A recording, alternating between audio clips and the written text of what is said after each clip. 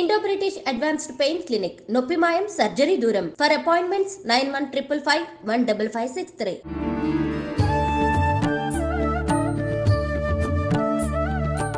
నమస్కారం, welcome to I dream. ధర్మ మార్గం విత్ విజిత కార్యక్రమానికి స్వాగతం.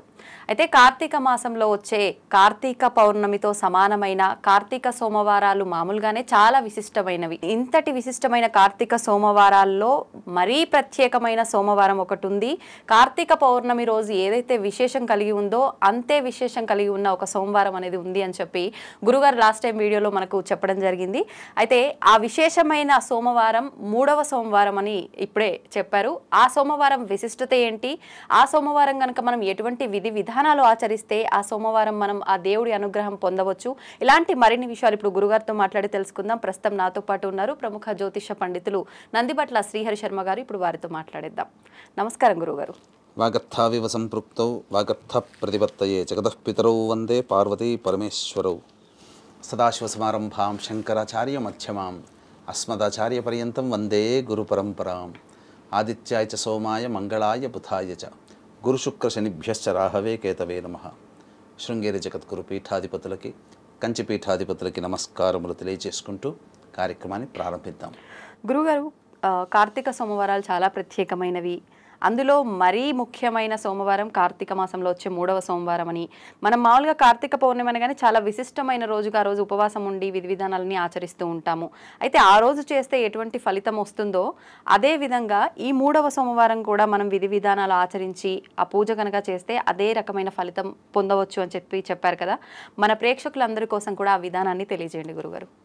తప్పకుండానమ్మా. ఎందుకనంటే ప్రేక్షకులందరికీ కూడాను పుణ్యాన్ని సంపాదించుకునే మార్గమైన ఈ కార్తీక మాసంలో ఎలా విధి విధానాలు చేసుకోవాలనేది తెలియచేసాం.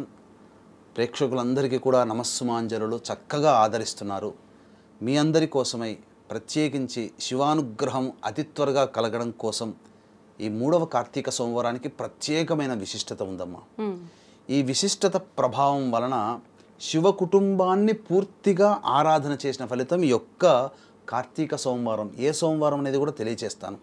ఎందుకంటే సాధారణంగా సోమవారం అనేసరికి ఈశ్వరునికి మాత్రమే ప్రత్యేకంగా చెప్పబడి ఉంది. కానీ ఇటు ఈశ్వరుణ్ణి, అమ్మవారిని, వినాయకుడిని, కుమారస్వామిని, సుబ్రహ్మణ్య స్వామిని ఆరాధన చేసినటువంటి సంపూర్ణ పుణ్య ఫలితం ఈ యొక్క సోమవారం రోజున మాత్రమే లభిస్తుంది. మనం చేసుకున్న అదృష్టం ఈ క్రోధినామ సంవత్సరంలో మనం చేసుకున్న అదృష్టం అమ్మ. ఈ యొక్క కార్తీక సోమవారానికి ప్రత్యేకమైనటువంటి శుభం అనేటువంటిది ఉంది. కాబట్టి వీక్షించేటువంటి ఐ డ్రీమ్ ప్రేక్షకులు ఎలాంటి పూజా విధానం చేయాలి, పెళ్లి కాని అమ్మాయిలు ఎలాంటి నియమాన్ని వ్రతాన్ని ఆచరించాలి, అబ్బాయిలు అమ్మాయిలు ఏ విధంగా ఈశ్వరుని అర్చన చేయాలి, అలాగే ప్రత్యేకంగా ఆ రోజున ఈశ్వరుడికి ఎటువంటి ద్రవ్యంతో ఒక ద్రవ్యం అనేటువంటిది ఉంటుంది. అతి సామాన్య మానవుడికి కూడా అందుబాటులో ఉండే ద్రవ్యమేనమ్మా. ఆ ద్రవ్యంతో ఏ విధంగా అభిషేకం చేసుకోవాలి. ఇక ప్రత్యేకించి ఒక గొప్ప అదృష్టం ఏంటంటే సోమవారం నాడు కలిసి రావడం. చంద్రమండలంలో ఒక చోట చెబుతాను, ఒక ప్లేస్, ఆ చంద్రుడు ఉన్నటువంటి ప్లేస్లో, అంటే ఒక ప్లేస్లో దర్శనం చేసుకొని నమస్కారం చేసుకుంటే శివానుగ్రహం కలుగుతుందమ్మా. అటువంటి విషయాలన్నీ కూడా సంపూర్ణంగా క్లుప్తంగా తెలియచేసుకుందాం. ఎక్కువగా ల్యాక్ చేయకుండా కొద్దిగా క్లుప్తంగా తెలియచేసుకుందాం. కాబట్టి వీక్షించేటువంటి ప్రేక్షకులు చక్కగా ఈ వీడియోని ఆశాంతం వీక్షించండి. ఇక ముఖ్యంగా విశిష్టత గురించి తెలియచేస్తానమ్మా. 18వ తారీఖు కార్తీక 3వ సోమవారం. ఆ సోమవారం అనేసరికి మనకు ఈశ్వరునికి ప్రత్యేకంగా చేసుకుంటాం. ఆ రోజు ఉన్నటువంటి తిథి ఏంటి? తదియ తిథి. తదియ తిథి ఎవరికి అధిపతి అని అంటే, ఎవరు అధిపతిగా ఉంటారంటే గౌరీదేవి, అంటే సాక్షాత్తు అమ్మవారే అధిపతిగా ఉండేటువంటి తిథి. అదొకటి కలిసిందా? అవునండి. తర్వాత ఆ రోజున ఉన్నటువంటిది ఏంటంటే సంకష్టహర చతుర్థి. చాలా విశేషంగా చేసుకుంటారు. తర్వాత ఆ రోజు ఉన్నటువంటి నక్షత్రం ఏంటి? మృగశిర నక్షత్రం. ఇది ఎవరికి సంబంధించి? ఈ మృగశిర నక్షత్రానికి అధిపతి ఎవరు? కుజుడు. కుజుడు అంటే ఎవరు? సాక్షాత్తు సుబ్రహ్మణ్య స్వామి. అవును అవును. కాబట్టి కుజునికి అధిష్టాన దేవత సుబ్రహ్మణ్య స్వామి. ఇక్కడ నలుగురు దేవతలు వచ్చారు, ఈశ్వరుడు వచ్చాడు. అంటే ఈశ్వరుని సోమవారం అని అనుకుంటాం. సంకష్టహర అంటే వినాయకుడిని పూజిస్తాము. తదియ తిథి గౌరీదేవి. అమ్మవారికి తర్వాత మృగశిర నక్షత్రం సుబ్రహ్మణ్య స్వామికి. సోమవారం కార్తీక సోమవారం అని అంటున్నాము, కానీ శివుడికి సంబంధించిన ఆరుద్ర నక్షత్రం, శివుడి యొక్క జన్మ నక్షత్రం ఆరుద్ర. ఆ ఆరుద్ర నక్షత్రం ప్రదోష కాలంలో ఉంటుంది. ఎంతటి పుణ్యమమ్మా ఆ రోజున, నిజంగానే అండి చాలా పుణ్యమమ్మా. నిజంగా మన ప్రేక్షకులకు చాలా మంచి విశేషమైన రోజు. ఎందుకంటే అన్ని కార్తీక సోమవారాలలో శివ పరివారం మొత్తము ఉండేటువంటి రోజు ఆ ఒక్క రోజు మాత్రమే. కాబట్టి చక్కగా సంకష్టహర చతుర్థి వ్రతాన్ని చేసుకునేటువంటి వాళ్ళు ఎవరైతే ఉంటారో ఆ సంకష్టహర చతుర్థి వ్రతాన్ని చక్కగా ఆ రోజున ఆచరించండి. ఆ రోజున గణపతి హోమం చేసుకున్న చాలా విశేషం అమ్మ. ఇక తరువాత ఇక గమనించాల్సినటువంటి అంశం ఏంటంటే తదియ తిథి కదా, గౌరీ అమ్మవారి ఆరాధన. గౌరీదేవి అధిష్టాన దేవతగా ఉండే తిథి ఆ రోజున. చాలామంది నక్షత్రానికి ప్రాధాన్యం ఇస్తారు, కానీ తిథి కూడా చాలా ప్రాధాన్యత. ఇక ఆ రోజున మృగశిర నక్షత్రం కదా, సుబ్రహ్మణ్య స్వామి ఆరాధన చేసుకున్న వాళ్ళకి కుజదోషములు తొలగిపోతాయి, వివాహ ప్రయత్నంలో ఆటంకాలు తొలగిపోతాయి. ఇక ప్రదోషకాల సమయంలో ఆరుద్ర నక్షత్రం ఉన్నప్పుడు ఏం చెయ్యాలనేటువంటిది మనం తెలియచేసుకుందాం. ముఖ్యంగా ఆ రోజున ఎలా ఆచరించాలి?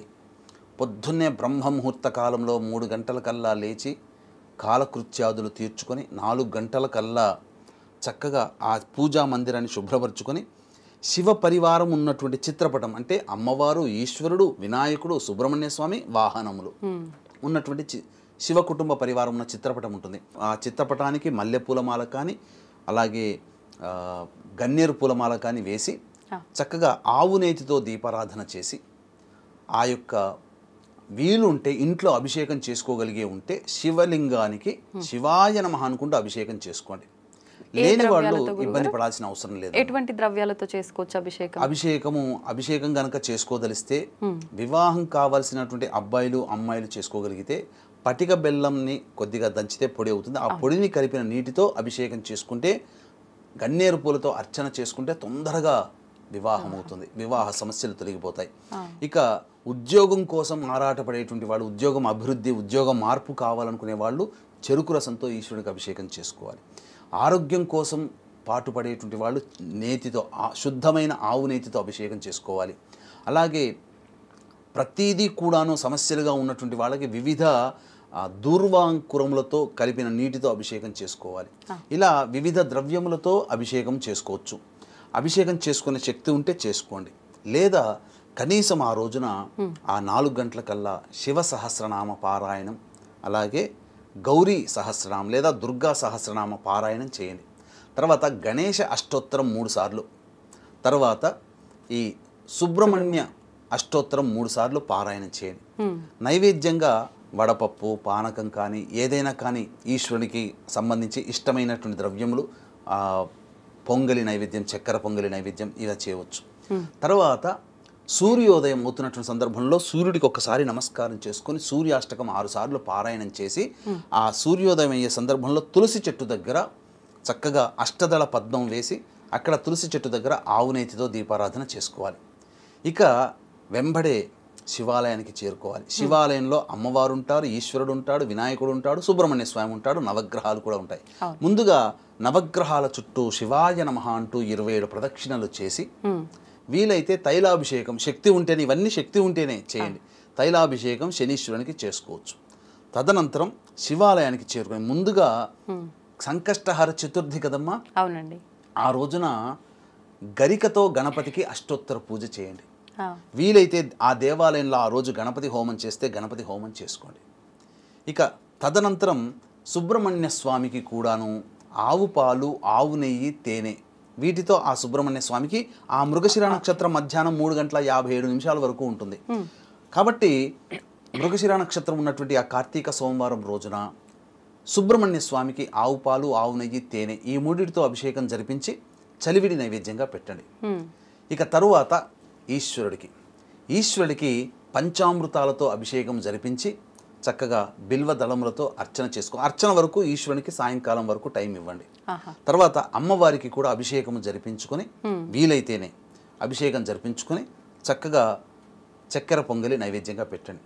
వీలైతే ఆ రోజు కార్తీక సోమవారము సంకష్టహర చతుర్థి అంటే అమ్మవారిని ఉపాసన చేసే శాక్తేయ మతస్థులు గణపతిని ఉపాసన చేసే గాణాపత్య మతస్థులు, సుబ్రహ్మణ్య స్వామిని ఉపాసన చేసేటువంటి శక్తి మతస్థులు, తర్వాత ఈ ఈశ్వరుని ఆరాధన చేసే శైవ మతస్థులు అందరికీ కూడా ఈ గణపతి సంకష్టహర చతుర్థి చేసేవాళ్ళు చాలామంది ఉంటారు. కాబట్టి ఆ విధంగా ఆ రోజున ఉపవాసం ఉండే ప్రయత్నం చేయండి. ఉపవాసం ఉన్న తర్వాత 5 గంటలకల్లా మళ్ళీ కాలకృత్యాదులు తీర్చుకొని సాయంత్రం 6 గంటల 4 ఆ సమయంలో చక్కగా ఈ శివాలయానికి చేరుకొని బిల్వ దళములతో అర్చన, మారేడు దళములతో అర్చన జరిపించుకోండి. అమ్మవారికి కూడా అర్చన జరిపించుకోండి.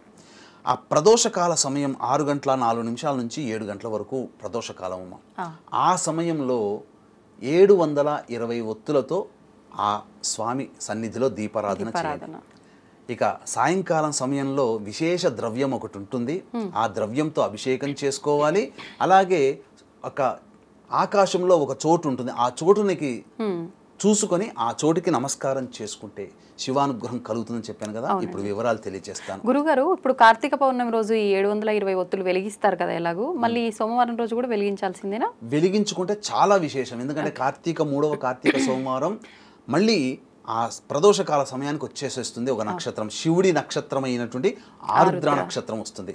వీక్షించేటువంటి ప్రేక్షకులకి గమనిక, ఆఖరి కార్తీక సోమవారం నవంబర్ 25వ తారీఖు రోజున తండ్రి వైపు 6 తరాలు, తల్లి వైపు 3 తరాల్లో ఏవైనా దుర్మరణాలు కనుక ఉన్నట్లయితే, అనగా road accident, fire accident, suicide attempt, నదిలో బావిలో పడి చనిపోవడం, ఇంట్లోంచి వెళ్ళిపోవడం, లివర్ ఫెయిల్యూర్, కిడ్నీ ఫెయిల్యూర్, క్యాన్సర్తో చనిపోవడం, 60 సంవత్సరాల లోపల ఏ విధంగా చనిపోయినా ఇవన్నీ పితృశాపములు అని అంటారు. ఈ పితృశాపముల నివృత్తికి గోకర్ణ క్షేత్రంలో నవంబర్ 25 ఆఖరి కార్తీక సోమవారం రోజున పితృదోష నివారణ పూజలు సశాస్త్రీయంగా మా పీఠం ఆధ్వర్యంలో జరపబడుతున్నాయి. ఈ పితృదోషం ఉండడం వల్ల ఇంట్లో పిల్లలకి పెళ్ళిళ్ళు కాకపోవడం, సంతానం కలగకపోవడం, కుటుంబ సభ్యుల మధ్య అవగాహన ఉండకపోవడం, అలాగే మందులకి నయం కాని రోగాలతో బాధపడుతూ ఉండడం, ఇలా ప్రతిదీ చికాకుగా ఉండడం, ముఖ్యంగా కుటుంబ అభివృద్ధి అనేటువంటిది ఉండకపోవడం జరుగుతుంది. కాబట్టి చక్కగా ఈ ఆఖరి కార్తీక సోమవారం నాడు జరిపే పితృదోష నివారణ పూజలో మీరు పాల్గొనవచ్చు. విశేష ద్రవ్యంతో చెప్పుకున్నాం కదమ్మా. అవునండి. 5 గంటలకల్లా మనం అన్నం వండుకోవాలమ్మా. ఎందుకనంటే ప్రెషర్ కుక్కర్లో వండితే అన్నం ముద్దలాగా అవుతుంది. గంజి వార్చాలి. గంజి వార్చితే పుల్లలుగా అన్నం అవుతుంది. దాన్ని చక్కగా ఒక తెల్లటి బట్ట మీద పరిచి వాటిని కొద్దిగా ఆరబెట్టాలి. ఈ 6 గంటల 4 నిమిషాలకి సూర్యాస్తమయం అయిపోతుంది, ప్రదోషకాలం స్టార్ట్ అవుతుంది కదా. ఆ సమయంలో ఈశ్వరుడికి దేవాలయంలోనే చేయించుకోవచ్చు, లేదా మీ ఇంట్లోనైనా కానీ ఇలా అన్నాన్ని చక్కగా ఇట్లా పట్టుకుని గోరువెచ్చగా ఉండదు, పొగలు రాకూడదు. మీకు ఆరుద్ర నక్షత్రం ఉన్నటువంటి రోజున వేములవాడ రాజరాజేశ్వర స్వామి దేవాలయంలో అన్నాభిషేకం జరుగుతుంది. మొన్న బృహదీశ్వర ఆలయంలో ఏకాదశి రోజున అన్నాభిషేకం జరిగింది తమిళనాడులో. అట్లా పుల్లలుగా ఉన్నటువంటి అన్నంతో చేతులు ఇలా పట్టుకొని మీ ఇంట్లోనైనా శివలింగానికి చక్కగా శివాయ నమః అనుకుంటూ ఆ శివలింగం అంతా నిండిపోయే విధంగా అన్నాభిషేకం చేసుకోవచ్చు. లేదా దేవాలయంలో అవకాశం ఉండి చేసుకొనిస్తే దేవాలయంలో ఆ ప్రదోషకాల సమయంలో అన్నాభిషేకం చేసుకోండి. చేసుకున్న తర్వాత చక్కగా అర్చన చేసుకోండి. ఎటువంటి ఫలితం ఉంటుంది గురుగారు అన్నాభిషేకం చేసుకుంటే? కుటుంబ అభివృద్ధి, సర్వకామ్య సిద్ధి జరుగుతుంది. ఈశ్వరుడికి ఆరుద్ర నక్షత్రం ఉన్నటువంటి రోజున అన్నాభిషేకం చేస్తే అసలు ఉప్పొంగిపోతాడట ఆ ఈశ్వరుడు. నాకు ఇంత అన్నాభిషేకం అంటే ప్రపంచంలో అన్నగత ప్రాణ కలియుగే అన్నగత ప్రాణ, మన ప్రాణాన్ని అన్నం రూపంలో పెట్టి ప్రాణాన్ని సమర్పించినంత విధానం. ఇప్పుడు పూర్వకాలంలో కంటిని సమర్పించి తిన్నడు, భక్తుడయ్యాడు. విష్ణువు కంటిని సమర్పించి సుదర్శన చక్రాన్ని ఈశ్వరుని ద్వారా పొందాడు, ఇంతకుముందు చెప్పుకున్నాం. మన ప్రాణము కలియుగే అన్నగత ప్రాణ అన్న సూక్తి. కాబట్టి అటువంటి ప్రాణం, మన ప్రాణంతో సమానమైన అన్నముని ఆ ఈశ్వరునికి అభిషేకం చేస్తే మనకు దీర్ఘాయువు లభిస్తుంది. అలాగే కుటుంబ సమృద్ధి అవుతుంది, అంటే కుటుంబం అభివృద్ధి అవుతుంది. అలాగే మన జీవితంలో అన్ని కోరికలు నెరవేరుతాయి. ఆ అన్నాభిషేకం అవకాశం ఇస్తే పురోహితులు, అర్చక స్వాముల వారు దేవాలయంలో చేయండి, లేదా మీ ఇంట్లోనైనా 6 to 7 మధ్యలో చేయండి. చేసిన తర్వాత సమయం ఉన్నప్పుడు దేవాలయానికి వెళ్ళి 360 ప్లస్ 360 720 ఒత్తులతో ఆవు నెయ్యితో దీపారాధన చేయండి. అయితే వీక్షించేటువంటి ప్రేక్షకుల్లో మొన్న కార్తీక పౌర్ణమి రోజున, అనగా కార్తీక పౌర్ణమి రోజున చాలామంది 100కి 70% మంది ఊరా వాడలా దీపారాధనలు చేసి ఉంటారు. కానీ ముఖ్యంగా ట్రైన్ జర్నీ చేస్తున్న వాళ్ళు, బస్ జర్నీ చేస్తున్న వాళ్ళు, సొంత వెహికల్స్లో జర్నీ చేస్తున్న వాళ్ళు, లేదా వాళ్ళున్న ఊర్లో ఆ ప్రదోషకాల సమయంలో ట్రావెల్ చేస్తున్న వాళ్ళు, విమానాల్లో జర్నీ చేస్తున్న వాళ్ళు, కొంతమంది ఆడవాళ్ళకి ఋతుక్రమం వచ్చి ఉండడం వల్ల ఇబ్బంది అయిపోయి చేసుకోలేని వాళ్ళు, కొంతమందికి రక్త సంబంధీకులు మరణించడం వల్ల మైల వచ్చినటువంటి వాళ్ళు చేసుకోలేని వాళ్ళు, వీళ్ళందరికీ కూడా ఆ కార్తీక పౌర్ణమితో సమానంగా ఉన్నటువంటి ప్రత్యేక సందర్భం మనం చేసుకున్న అదృష్టం. ఈ యొక్క 3వ కార్తీక సోమవారం 18వ తారీఖు రోజున వెంబడే రావడం, శని ఆదివారాలు గ్యాప్ వచ్చి మళ్ళీ సోమవారం, ఆ రోజున దీపారాధన చేయండి. కార్తీక పౌర్ణమి రోజున చేసుకోలేకపోయామనే బాధ ఈ 3వ కార్తీక సోమవారం అయినటువంటి నవంబర్ 18వ తారీఖు రోజున తీరుతుంది. ఆ తదనంతరం ఆకాశంలోకి చూడాలమ్మా. ఆకాశంలో ఆరుద్ర నక్షత్రం ఉంటుంది. ఆ రోజు ఆ ఆరుద్ర నక్షత్రం చంద్రోదయం అవుతుంది. ఆరుద్ర నక్షత్రానికి ఒక్కసారి నమస్కారం చేసుకొని ముమ్మార్లు ప్రదక్షిణ చేయండి. ఇలా నమస్కారం చేసుకున్నటువంటి కుటుంబంలో యోగ్యమైనటువంటి సంతానం కలిగే దంపతులు ఉంటారు కదా, వాళ్ళకి శివానుగ్రహంతో శివస్వరూపమైనటువంటి సంతానం కలుగుతుంది. గురుగారు, ఇప్పుడు ఆకాశం వైపు చూస్తే ఎన్నో రకాల నక్షత్రాలు కనిపిస్తూ ఉంటాయి. మరి ఆరుద్ర నక్షత్రం ఇదే అని చెప్పి ఎలా తెలుస్తుంది? మనకు జ్యోతిష్య పరిజ్ఞానం దీంట్లో ముఖ్యమమ్మా. ఏంటనంటే 27 నక్షత్రాల్లో చంద్రుడు తిరుగుతూ ఉన్నప్పుడు చంద్రుడు ఏ నక్షత్రానికి దగ్గరగా ఉంటాడో ఆ రోజు ఆ నక్షత్రం ఉంటుంది. సూర్యాస్తమయ సమయానికి ఆరుద్ర నక్షత్రానికి పక్కనే చంద్రుడు ఉంటాడు. ఇది గుర్తు. తర్వాత ఏ నక్షత్రం ఆ రోజు ఉంటుందో ఆ సమయానికి, సాయంకాల సమయానికి ఆ నక్షత్రానికి దగ్గరలో చంద్రుడు ఉంటాడు. కాబట్టి ఆకాశంలో చంద్రుడు ఉన్నటువంటి పక్కన చుట్టుపక్కల ఆరుద్ర నక్షత్రం ఉంటుంది. ఇప్పుడు ఈ నక్షత్రంతో పాటు ఇంకా వేరే నక్షత్రాలు ఏమైనా చంద్రుని దగ్గర ఒక్క నక్షత్రం కాదు, ఒక్కొక్క నక్షత్రము కొన్ని నక్షత్రాలతో సమూహం. ఆరుద్ర నక్షత్రం ఎలా ఉంటుందనంటే శివతాండవం చేస్తున్నటువంటి విధానంగా ఉంటుంది. శివతాండవం చేసే మ్యాప్ ఎలా అయితే ఉంటుందో ఈశ్వరుడిది, ఆ విధంగా నక్షత్రాలు ఉంటాయి, పొందిక అలా ఉంటుంది. ఒక బండ గుర్తు ఏంటంటే ఆరుద్ర నక్షత్రానికి చంద్రుడికి పక్కన ఒక కొంత రేడియస్ సర్కిల్లో ఒక 3 నక్షత్రాలు ఒకే గీత మీద ఉంటాయి. ఆ 3 నక్షత్రాలు మధ్య దూరం కూడా సమానంగా ఉంటుంది. ఆ ఒకే సరళ గీత మీద 3 నక్షత్రాలు ఉన్నటువంటి స్థితిని, ఆ చుట్టుపక్కల ఉన్నటువంటి దాన్నైనా గుడ్డిగా చూసి నమస్కారం చేసుకోండి, ఇక వేరే అవసరమే లేదు. అదే ఆరుద్ర నక్షత్రం.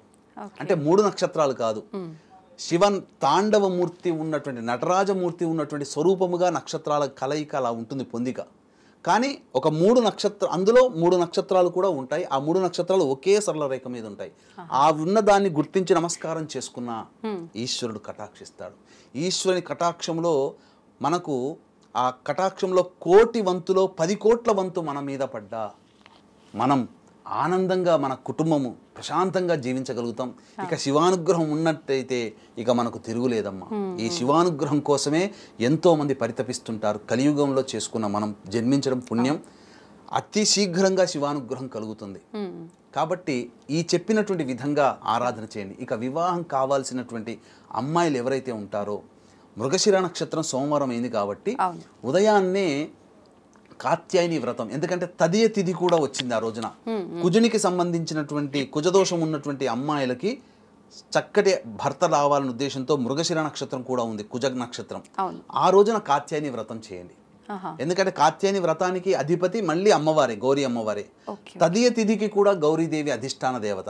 కాబట్టి కాత్యాయని వ్రతం మంగళవారం నాడు చేస్తారు. కానీ ఈ యొక్క కార్తీక 3వ సోమవారం అయినటువంటి 18వ తారీఖు రోజున చేయండి. చేసి సాయంకాల సమయంలో, ప్రదోషకాల సమయంలో ఒకరు ముత్తైదులు కానీ, ముగ్గురు ముత్తైదులు కానీ స్త్రీ అలంకరణ వస్తువులు అనేటువంటి అద్దము, దువ్వెన, కాటుక, గాజులు, రవికబట్ట, పూలమాల, పసుపు, కుంకుమ ఇవి ఆ ముత్తైదుకి దానం ఇచ్చి, భోజనం పెట్టి, తాంబూల దక్షిణ ఇచ్చి 3 సార్లు ఆశీర్వచనం తీసుకోండి, చక్కగా వివాహం కావాలని. అంటే వివాహం ఆలస్యమైన వాళ్ళు చేయొచ్చా, లేదంటే వివాహ సమయం ఆసన్నమైన అమ్మాయిలు ఎవరైనా చేయొచ్చా? వివాహ సమయం ఆసన్నమైన వాళ్ళు చేయవచ్చు. చక్కటి వరులు లభిస్తాడు. ఈ కార్తీక మాసంలో ఆ ఒక్కరోజే గొప్ప పుణ్య తిథిగా చెప్పవచ్చు. తర్వాత వివాహం ఆలస్యమైన వాళ్ళు కూడా చేసుకోవచ్చు. కుజదోషం ఉన్న వాళ్ళు కూడా ఈ యొక్క సంబంధించిన చేసుకోవచ్చు. అబ్బాయిలకు కూడా ఇదే వ్రతం ఆచరించే విధానం ఉంటుందా గురుగారు? మరి అబ్బాయిలు ఎటువంటి వివాహం కావాల్సినటువంటి అబ్బాయిలకి అమ్మాయిలకి మొదలు చెప్పాం. శివాలయంలో కానీ లేదా ఇంట్లోనైనా కానీ పటిక బెల్లం పొడిని నీటిలో కలిపి అభిషేకం చేసుకోమని. ఓకే, ఇందాక మీరు చెప్పిన అన్నాభిషేకం అది మనం అయిపోయిన తర్వాత ఆలయంకి వెళ్ళమన్నారు కదా గురుగారు? ఇంట్లోనైనా అభిషేకం చేసుకోవచ్చు, అన్నాభిషేకం, లేదా దేవాలయంలో అనుమతిస్తే చేసుకోమని చెప్పాం కదా. అంటే అది మనందరం ప్రసాదం లాగా తీసుకోవచ్చు. కుటుంబ సభ్యులందరూ కూడా ప్రసాదంగా భోజనం చేయవచ్చు, తప్పు లేదు. 10 మందికి పంచవచ్చు, తప్పు లేదు. ధన్యవాదాలు గురుగారు. నిజంగా చాలా మంచి విశేషమైన ఒక కార్తీక పౌర్ణమితో సమానమైన రోజు. ప్లస్ మామూలుగా మనందరం కూడా కార్తీక మాసం అనగానే సోమవారం అనగానే శివుడికి సంబంధించి, కానీ ఎంత వివరణ అంటే ఇప్పుడు మీరు చెప్పిన దాంట్లో నిజంగా శివ కుటుంబం పరివారానికి సంబంధించిన మొత్తం విశేషమైన రోజు, మనం ఆచరించాల్సిన విధి విధానాలు చాలా చక్కగా వివరించారండి. ధన్యవాదాలు. సర్వం శ్రీ ఉమామహేశ్వర పర బ్రహ్మార్పణమస్తు.